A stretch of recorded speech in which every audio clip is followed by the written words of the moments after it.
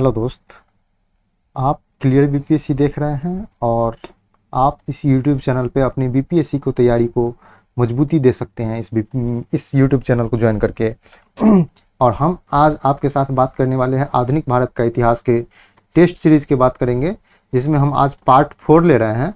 हमको पता है कि आप लोग टेस्ट को अच्छा रिस्पांस दे रहे हैं, ये जा रहा है, क्योंकि बहुत सारे छात्र का मैसेज भी आता है कि सर ये जो टेस्ट सीरीज़ है बहुत ही वैल्यूएबल है, और जो भी टेस्ट सीरीज़ का क्वेश्चन है वो या तो प्रीवियस ईयर पेपर का है या प्रीवियस ईयर क्वेश्चन है। प्रीवियस ईयर पेपर कहने का मतलब है बीपीएससी का किसी प्रीवियस ईयर पेपर का कोई भी एग्जाम में, और क्वेश्चन जो है वही पेपर का क्वेश्चन है। तो इसी दोनों में से कोई है। कोई भी जो क्वेश्चन बनाया जाता है वो बाहर से नहीं बनाया जाता है। तो आप जो आए हैं, आप जो देख रहे हैं क्लियर बीपीएससी, नए आए हैं तो आप इस YouTube चैनल को सब्सक्राइब कर लीजिए और वीडियो को शेयर कर दीजिए, ताकि ज़्यादा लोगों तक यह वीडियो और टेस्ट सीरीज़ पहुंच सके। इस इतिहास के हिस्ट्री टेस्ट सीरीज़ में हम आज आपके साथ 21 क्वेश्चन की बात करेंगे। आपको पता होगा हम लोग 3 सीरीज़ देख चुके हैं। पहले में हम देखे थे 30 क्वेश्चन, दूसरे में हम लोग देखे थे 20 क्वेश्चन, उसके बाद हम लोग देख रहे हैं 25 क्वेश्चन देखे थे। तो आज हम लोग 21 क्वेश्चन की बात करेंगे। और आप लोग टेलीग्राम चैनल को ज्वाइन कर सकते हैं, जहाँ पे डेली करंट अफेयर के साथ आपको करंट अफेयर का न्यूज़ हिंदी और इंग्लिश में दोनों में दिया जाता है। और ये न्यूज़पेपर जो है हिंदी और इंग्लिश में संपादकीय के साथ, जो मुख्य परीक्षा के लिए बहुत इंपॉर्टेंट है, वो भी यहाँ पे अपलोड किया जाता है। आप फेसबुक और इंस्टाग्राम पेज को लाइक और फॉलो कर सकते हैं। ये अगर आप जो है ये क्लियर बीपीएससी चैनल पे अपनी 67वीं बीपीएससी की तैयारी के लिए है तो अब ज़्यादा दिन नहीं बचा है। लेकिन हम आपको बता दें कि हम लोग अगस्त 2021 से लेकर के जुलाई 2022 तक का राष्ट्रीय, अंतर्राष्ट्रीय और बिहार स्पेशल करंट अफेयर देख चुके हैं। और हम लोग अगस्त का बिहार स्पेशल, अगस्त 2022 का बिहार स्पेशल भी हम लोग करंट अफेयर देख चुके हैं। जल्द ही 2-3 दिनों के अंदर आपके साथ राष्ट्रीय, अंतर्राष्ट्रीय करंट अफेयर का जो है वीडियो लाया जाएगा, क्योंकि उस पर काम चल रहा है। करंट अफेयर की तैयारी चल रही है अगस्त महीने का पूरा, क्योंकि पूरे मंथ का कंपाइलेशन करना रहता है। उसमें छांटना भी रहता है कि कौन सा न्यूज़ आपके पास दिया जाए, कौन सा इंपॉर्टेंट है पॉइंट ऑफ व्यू से या नहीं है। सबको व्यवस्थित करके एक जगह ला करके हम आपके पास रखते हैं, ताकि कोई भी क्वेश्चन छूटे नहीं। और हम दावा भी करते हैं कि आप हमारा करंट अफेयर सीरीज देखते हैं तो आप बीपीएससी की कोई भी एग्जाम हो, आपको 90 से 95% करंट अफेयर का क्वेश्चन हमारे वीडियो सीरीज से ही मिलेगा। तो ये दावा सच करते हैं। जो AA का एग्जाम हुआ था 20 अगस्त को, हम आपको उसमें दिखाए थे कि जो 30 क्वेश्चन करंट अफेयर में से 26 क्वेश्चन हमारे ही करंट अफेयर सीरीज से पूछा गया था। तो आप लोग को विश्वास करना होगा। आप यूट्यूब चैनल को शेयर और सब्सक्राइब कर लीजिए और प्रॉपर फॉलो करते रहिए। हम 67वीं बीपीएससी के बाद आपके साथ सब्जेक्ट की भी बात करेंगे। आपके लिए प्रोग्राम की घोषणा किया जाएगा। पहले पीटी होने देते हैं, उसके बाद हम लोग नए प्रोग्राम के साथ आपके पास नए क्लेवर में आएंगे। तब तक आप लोग देखते रहिए, वॉच करते रहिए। चलते हैं टेस्ट सीरीज के पास और देखते हैं पहले क्वेश्चन आज का पहला क्वेश्चन है कि बम्बई सोशलिस्ट पार्टी की स्थापना कहाँ हुई थी? ए बम्बई, बी पटना, सी लखनऊ और डी दिल्ली। ई उपयुक्त में से कोई नहीं, उपयुक्त में से एक से अधिक। तो इसका आंसर क्या होगा? इसका आंसर होगा बी पटना। आप लोग बिहार की तैयारी करते हैं, आप लोग को पता होना चाहिए बिहार में इसकी स्थापना की गई थी। और इसका जो है एक्सप्लेनेशन आप लोग स्क्रीनशॉट ले लीजिए। स्क्रीनशॉट बहुत इंपॉर्टेंट है। इसका जो आप लोग नोट डाउन अपने जो नोट बनाए हुए हैं हिस्ट्री का, उसमें आगे बगल दगल बगल में जो नहीं पता है उसको नोट करके आप कुछ भी करके इसको लिखिए। ये बहुत ही इंपॉर्टेंट है। तो हम पटना बताए हैं। स्थापना कब हुई थी? 1934 में पटना में। महासचिव कौन थे? जयप्रकाश नारायण। अध्यक्ष आचार्य नरेंद्र देव और सदस्य में राम मनोहर लोहिया, बसवान सिंह, मीनू मसानी, यूसुफ मेहर अली आदि थे। चलते हैं दूसरे क्वेश्चन की तरफ। दूसरा क्वेश्चन देखते हैं। दूसरा क्वेश्चन है कि भगत सिंह की फांसी के तुरंत बाद किस स्थान पर कांग्रेस का जो अधिवेशन हुआ था, वहां पे गांधी जी को या अन्य नेता को, कांग्रेस को जो विरोध किया गया था। भगत सिंह की फांसी हो गई थी और भगत सिंह को नहीं बचाने के कारण गांधी जी को और कांग्रेस के नेताओं को विरोध किया गया था, जो अधिवेशन हुआ था फांसी के बाद। और वहां पे गांधी जी को और नेताओं को काला झंडा भी दिखाया गया। तो इसका ऑप्शन है ए अमृतसर, बी लाहौर, सी कराची और डी पूना। ई उपयुक्त में से कोई नहीं, उपयुक्त में से एक से अधिक। तो इसका आंसर क्या होगा? इसका आंसर होगा लाहौर। लाहौर जो अधिवेशन हुआ था 1932 का, उसी अधिवेशन में, विशेष अधिवेशन में इन लोग को काला कपड़ा दिखाया गया था। काला झंडा दिखाया गया था, विरोध किया गया था। तो आप लोग देखेंगे क्या है कि इसका कराची है, भगत सिंह को फांसी 1931 में दिया गया था। और कांग्रेस का कराची अधिवेशन जो हुआ था 26 से 31 मार्च 1931 को, वहाँ के अध्यक्ष कौन थे? सरदार वल्लभ भाई पटेल। और गांधी जी का कथन था गांधी मर सकता है लेकिन गांधीवाद नहीं, इसी अधिवेशन में दिया था। और यहीं पे इनको जो है काला झंडा दिखाया गया था कराची अधिवेशन में। इसी अधिवेशन में पूर्ण स्वराज की परिभाषा तय की गई थी। तो इस अधिवेशन के बारे में आप पूरी बात यहाँ से नोट डाउन कर सकते हैं।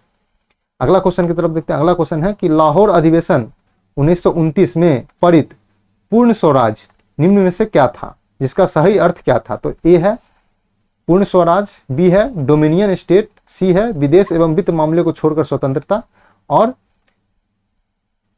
इसको कूट में चुनते हैं तो ए है केवल एक, बी केवल दो, सी 2 और 3, और डी केवल 3, ई उपयुक्त में से कोई नहीं, उपयुक्त में से एक से अधिक।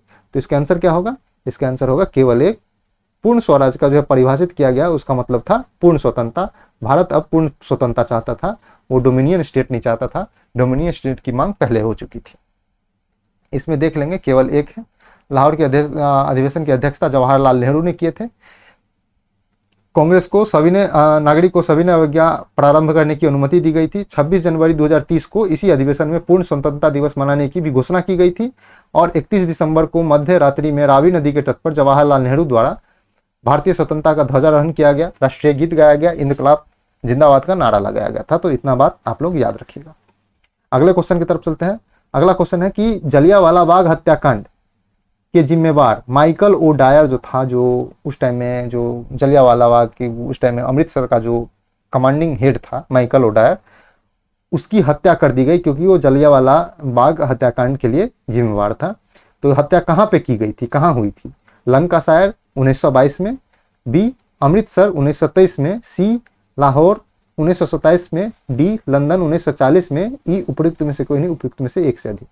तो इसका आंसर क्या हो जाएगा? इसका आंसर होगा डी 1940 में लंदन में किया गया था सरदार उधम सिंह के द्वारा। तो आप लोग इसको याद रखेंगे। इसका एक्सप्लेनेशन देखते हैं। जलियांवाला बाग हत्याकांड 13 अप्रैल 1919 को हुआ था। जांच का जो समिति गठन किया गया था उसका नाम था हंटर कमीशन, और इसका वाइसराय था उस समय लॉर्ड चेम्सफोर्ड। और इसमें सैकड़ों जो है नागरिक को जो है हत्या कर दी गई थी। इसी हत्या के कारण रविन्द्रनाथ टैगोर को जो ब्रिटिश सरकार के द्वारा नाइटहुड की उपाधि दी गई थी उसको वापस कर दिया रविन्द्रनाथ टैगोर जी ने। और माइकल ओ डायर को हत्या उधम सिंह द्वारा लंदन में कर दिया गया था 1940। अगला क्वेश्चन देखते हैं। अगला क्वेश्चन की तरफ चलते हैं। अगला क्वेश्चन है कि मुस्लिम लीग की मुख्यालय निम्नलिखित से किस स्थान पर था? तो ए ढाका, बी लाहौर, सी लखनऊ, और डी कलकत्ता। ई उपयुक्त में से कोई नहीं, उपयुक्त में से एक से अधिक। तो इसका आंसर क्या होगा? इसका आंसर होगा सी लखनऊ। मुस्लिम लीग का हेडक्वार्टर कहाँ पे था? लखनऊ में था। तो आप लोग देख लेंगे एक्सप्लेनेशन इसके बारे में। तो इसमें लखनऊ में था। मुस्लिम लीग की स्थापना जो है 1906 में ढाका में की गई थी। ढाका संस्थापक थे ढाका के नवाब सलीमुल्लाह खान। प्रथम अध्यक्ष की बात करें तो वो थे आगा खान। 1908 में अमृतसर अधिवेशन में मुसलमानों के लिए पृथक निर्वाचन मंडल की मांग की थी। और 1913 में मोहम्मद अली जिन्ना ने मुस्लिम लीग में शामिल हो गए थे। तो इतना बातें याद रखेंगे।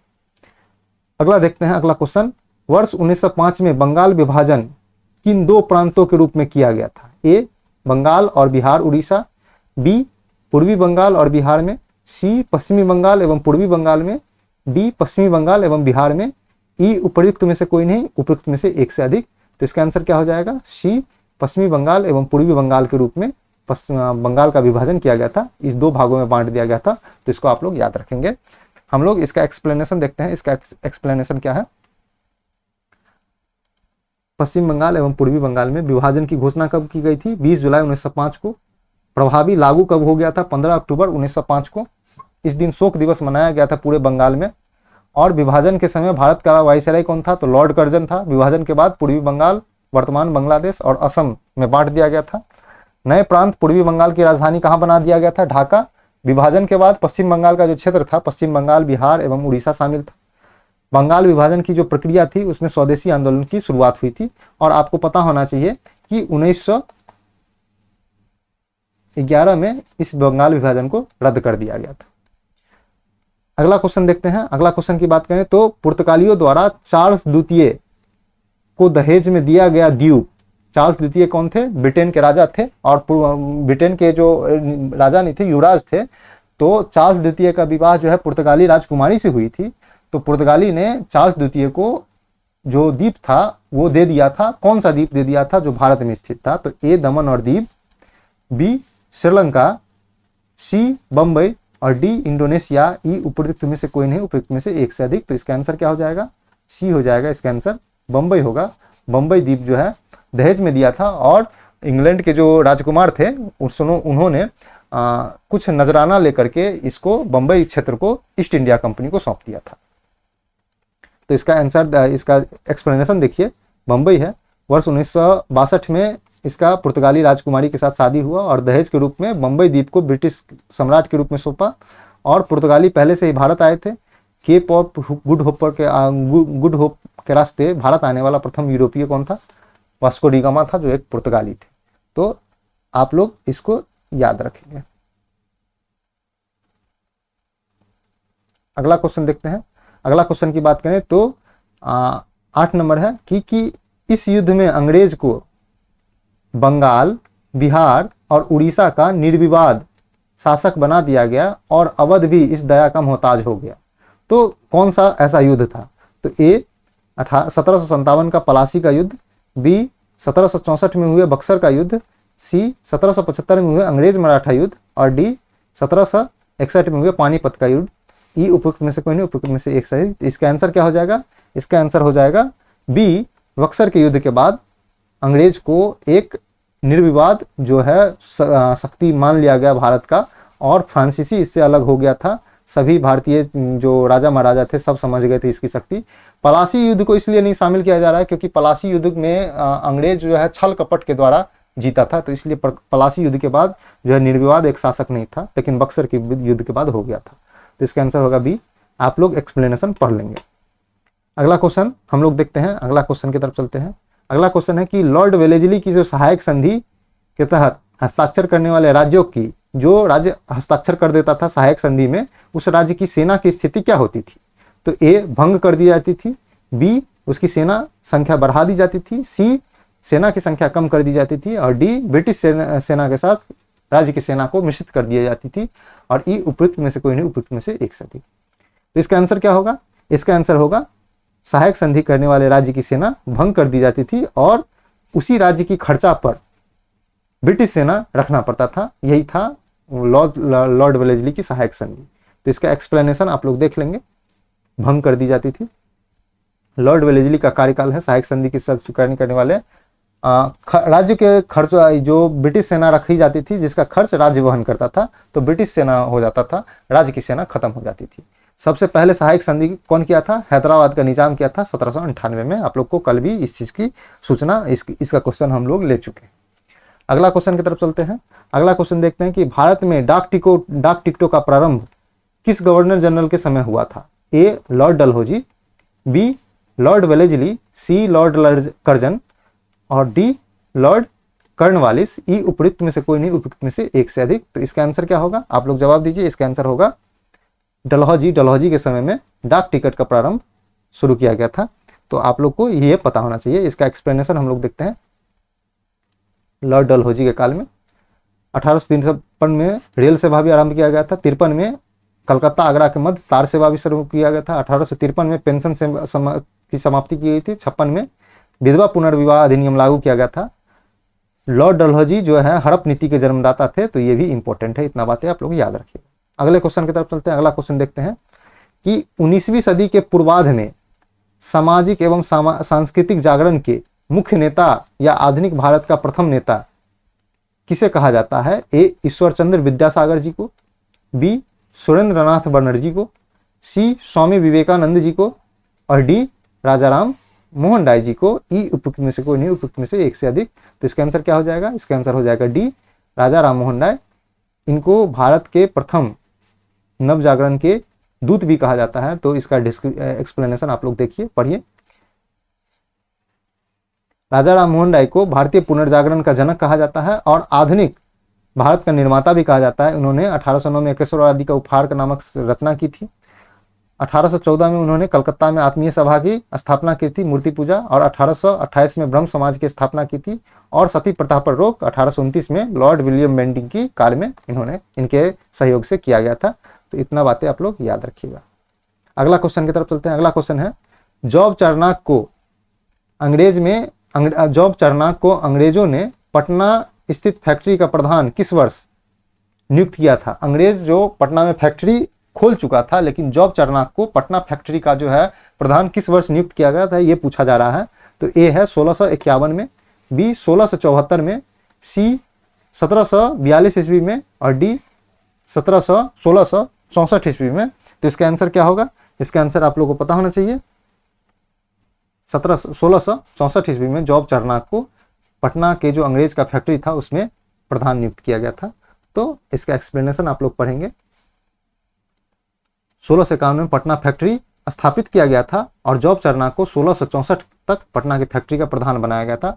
वह इस पद पर इतना तक रहा, और उसके बाद बिहार के जो सूबेदार शाइस्ता खां थे, इतना प्रतिशत कर लगा देने के बाद जॉब चार्नक क्षुब्ध हो गए, मतलब गुस्सा हो गए थे।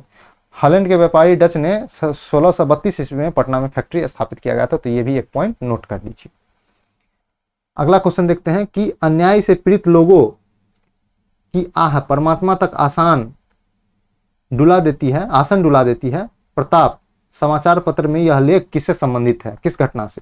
ए आदिवासियों पर अत्याचार से, बी क्रांतिकारियों के फांसी दिया जाने से, सी चंपारण में किसानों से, डी मजदूरों के शोषण से, ई उपयुक्त में से कोई नहीं, उपयुक्त में से एक से अधिक। तो इसका आंसर क्या होगा? इसका आंसर होगा सी चंपारण में किसानों से। हालांकि चंपारण किसान बिहार के एग्जाम के लिए इंपॉर्टेंट है, तो हो सकता है कि ये भी क्वेश्चन पूछा जाए, तो इसलिए इस क्वेश्चन को शामिल किया गया है। तो आप लोग इसको ध्यान रखेंगे। इसको आप लोग एक्सप्लेनेशन को पढ़िए। जो प्रताप समाचार पत्र था उसमें 13 मार्च 1917 को चंपारण के किसानों के लिए लिखा गया था, और इसका प्रकाशन कहाँ से होता था? कानपुर से होता था। ये भी पॉइंट याद रखिएगा। और जनवरी 1916 में प्रताप प्रेस से प्रार्थना नामक पुस्तिका का प्रकाशन किया गया था, और चंपारण के 19 लाख किसानों और रैयतों का जो दयनीय स्थिति थी उसका वर्णन किया गया था। अगला क्वेश्चन की तरफ चलते हैं। अगला क्वेश्चन देखते हैं, निम्नलिखित में से किस वर्ष एनी बेसेंट ने 2 बार पटना की यात्रा की थी? तो ए 1917, बी 1918, सी 1916, और डी 1919 ईस्वी। ई उपयुक्त में से कोई नहीं, उपयुक्त में से एक से अधिक। तो इसका आंसर क्या होगा? इसका आंसर होगा बी 1918 की ईस्वी के। आप लोग को पता होना चाहिए 1916 में एनी बेसेंट ने होम रूल लीग की स्थापना की थी, और 1918 में इन्होंने पटना की 2 बार यात्रा की थी। तो इसका एक्सप्लेनेशन देखते हैं। एक्सप्लेनेशन पढ़िए आप लोग। ये है बी 1918। 1916 में होम रूल लीग की आंदोलन का प्रारंभ हुआ था। एनी बेसेंट ने मद्रास में और बाल गंगाधर तिलक के नेतृत्व में पुणे में होम रूल की स्थापना हुई थी। 1918 में एनी बेसेंट ने 2 बार पटना आगमन हुआ था, एक 18 अप्रैल को और दूसरा 25 जुलाई को हुआ था। और एनी बेसेंट ने होम रूल लीग के सदस्यों के साथ संवैधानिक सुधार, और इन्होंने एनी बेसेंट का जो है जो अच्छे कार्यों के लिए ही इनको कांग्रेस का प्रथम अध्यक्ष, महिला अध्यक्ष भी बनाया गया था। तो आप लोग कमेंट करके मैसेज करके बताइए कि किस वर्ष एनी बेसेंट ने कांग्रेस की अध्यक्षता की थी। तो याद आप लोग कीजिए।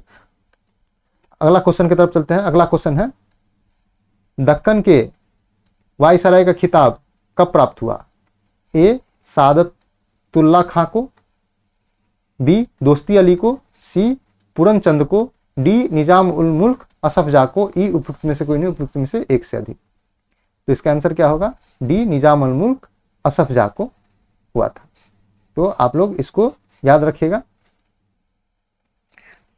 इसको दक्कन का वायसराय भी कहा जाता था इनको। तो इसका एक्सप्लेनेशन हम लोग देखते हैं, एक्सप्लेनेशन पढ़ते हैं।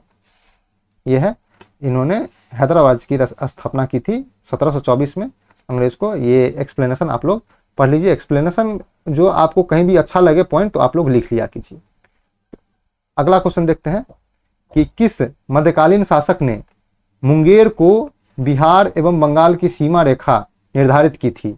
ए मोहम्मद बिन तुगलक ने, बी इल्तुतमिश ने, सी अकबर ने, डी इब्राहिम लोदी ने।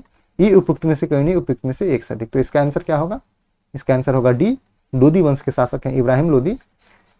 उन्होंने मुंगेर को बिहार एवं बंगाल की सीमा रेखा निर्धारित किया था। तो इसका एक्सप्लेनेशन आप लोग पढ़िए, एक्सप्लेनेशन से कोई पॉइंट निकल के आता है तो आप लोग लिखिए। इसमें दिया गया है कि जो दिल्ली सल्तनत का आखिरी सुल्तान था इब्राहिम लोदी ने 1504 ईस्वी के आसपास बंगाल के साथ संधि कर मुंगेर के क्षेत्र को बंगाल एवं बिहार के सीमा रेखा के रूप में निर्धारित कर दिया था। तो ये क्वेश्चन है। अगला क्वेश्चन की तरफ चलते हैं। अगला क्वेश्चन है कि प्रथम जैन संगति या सभा की अध्यक्षता किसने की थी। आपको पता होगा कि हम आज 15 क्वेश्चन आधुनिक भारत मॉडर्न से लिए हैं और 6 क्वेश्चन हम लोग प्राचीन से लिए हैं और मध्यकालीन से लिए हैं। तो आप लोग याद रखिएगा।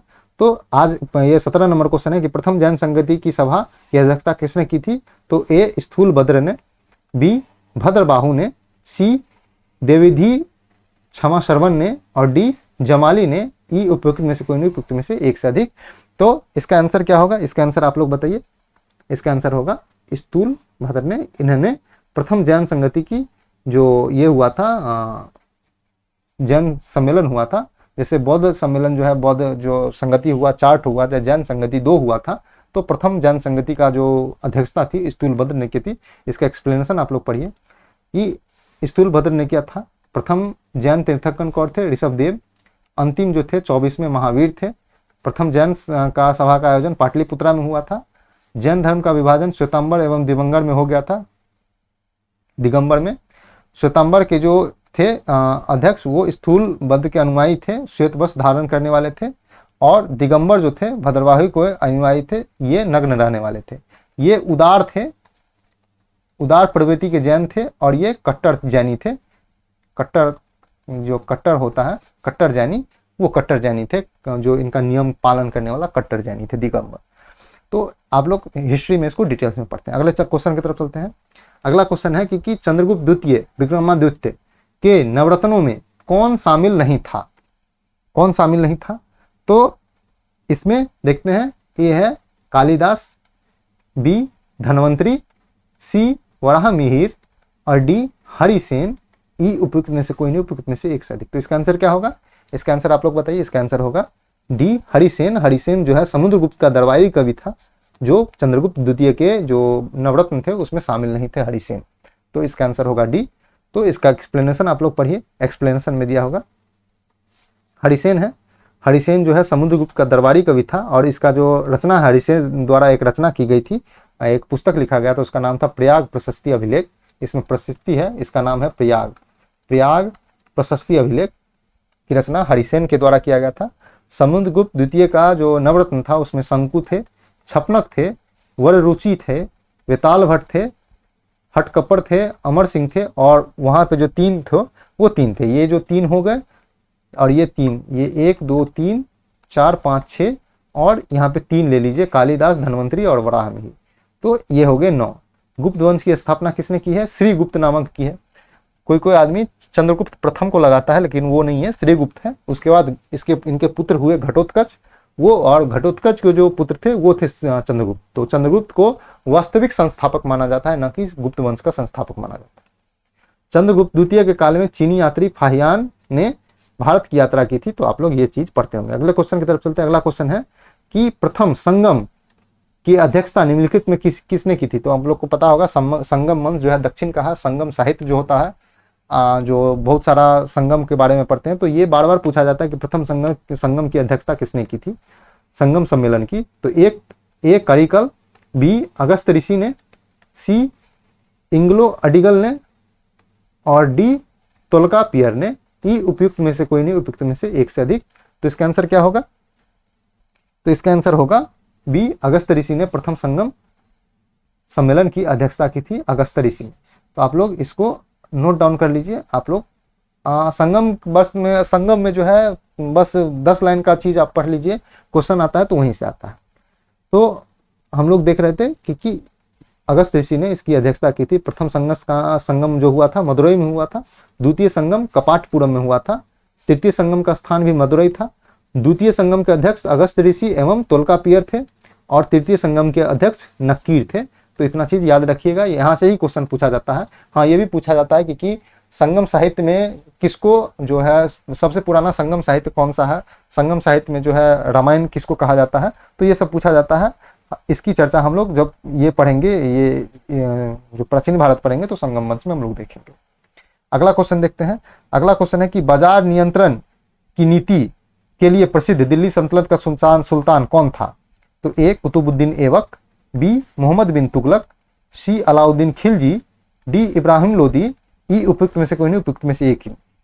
तो बताइए कि इस बाजार नीति का नियंत्रण करने वाला कौन था? तो ये बाजार नीति का नियंत्रण करने वाला था अलाउद्दीन खिलजी। आप लोग को पता होना चाहिए अलाउद्दीन खिलजी जो थे वो बाजार नीति को नियंत्रित करते थे। तो इसका एक्सप्लेनेशन आप लोग देखिए, एक्सप्लेनेशन आप लोग पढ़ सकते हैं। अगला क्वेश्चन की तरफ चलते हैं। अगला क्वेश्चन है किस सिख गुरु ने गुरुमुखी लिपि का जनक माना जाता है? किस गुरु को, जो ये पारसी में जो सिख में जो गुरु हुए थे, तो किस गुरु के द्वारा 10 गुरु हुए हैं, तो 10 गुरु में से किस गुरु के द्वारा गुरुमुखी लिपि का जनक माना जाता है किनको? तो ये है गुरु अंगद, बी गुरु रामदास, सी गुरु अमरदास और डी गुरु गोविंद सिंह। ई उपयुक्त में से कोई नहीं, उपयुक्त में से एक से अधिक। तो इसका आंसर क्या होगा? इसका आंसर होगा गुरु अंगद।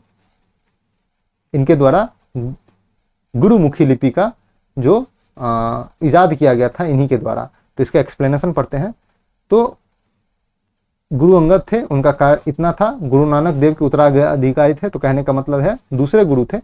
गुरु अमरदास गुरु अंगद के उत्तराधिकारी थे। गुरु अमरदास जो ने अमृतसर नगर की स्थापना की थी, उनका श्रेय जाता है। और गुरु गोविंद सिंह सिखों के अंतिम 10वें गुरु थे और उन्होंने खालसा पंथ की स्थापना की थी। तो आज हम लोग यहीं तक बात करते हैं। हम लोग देखें आज चौथा दिन था। आप लोग नए आए हैं तो फिर से कह रहे हैं कि वीडियो को शेयर कर दीजिए।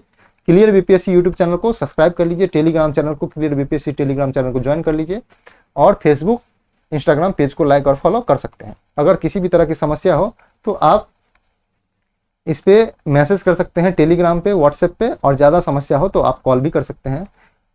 कॉल जो है रात में नहीं किया कीजिए, 12-1 बजे का रात सही नहीं होता है।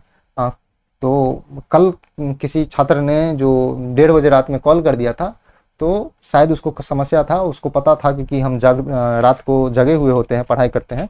तो ऐसा नहीं था, कल हम सोए हुए थे, तो रात को कॉल नहीं किया कीजिए।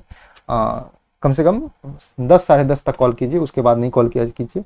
आप लोग देखते रहिए, प्रॉपर फॉलो करते रहिए। आप लोग को करंट अफेयर सीरीज होगा, वहाँ से 90 से 95% क्वेश्चन हमारे ही करंट अफेयर सीरीज से देखने को मिलेगा सरस्वती बीपीएससी में।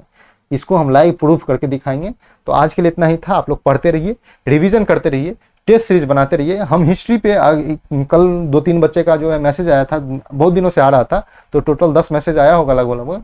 उसमें बोला जा रहा है कि आप सिर्फ हिस्ट्री को ही क्यों फोकस कर रहे हैं? तो हम हिस्ट्री को सिर्फ इसलिए फोकस कर रहे हैं कि यहाँ से लगभग 35 क्वेश्चन आता है, 35 प्लस ही आता है लगभग। तो 35 प्लस में हमारा अगर 22 क्वेश्चन 25 क्वेश्चन भी हमारे टेस्ट सीरीज से आ जाए तो अच्छा स्थिति होगा, क्योंकि हम ज़्यादा दिन से चर्चा नहीं कर रहे हैं। ये तो हमारा चौथा है, लगभग हम लोग 90 क्वेश्चन की ही बात किए हैं अभी तक। तो इसमें भी हम कोशिश कर रहे हैं कि आपका ज़्यादा से ज़्यादा क्वेश्चन हमारे ये जो टेस्ट सीरीज है इससे आए। तो इसलिए हम एक्सप्लेनेशन देते हैं, क्योंकि क्वेश्चन से डायरेक्ट क्वेश्चन ना बने, तो एक्सप्लेनेशन से आपको क्वेश्चन मिल जाए एग्जाम में, 67वीं बीपीएससी में। इसलिए हम ये कोशिश में, प्रयास में लगे हुए हैं, क्योंकि यहाँ से बहुत बड़ा चंक बीपीएससी के पीटी में पूछा जाता है, तो इसलिए करते हैं। तो आप लोग फॉलो करते रहिए, प्रॉपर वॉच करते रहिए।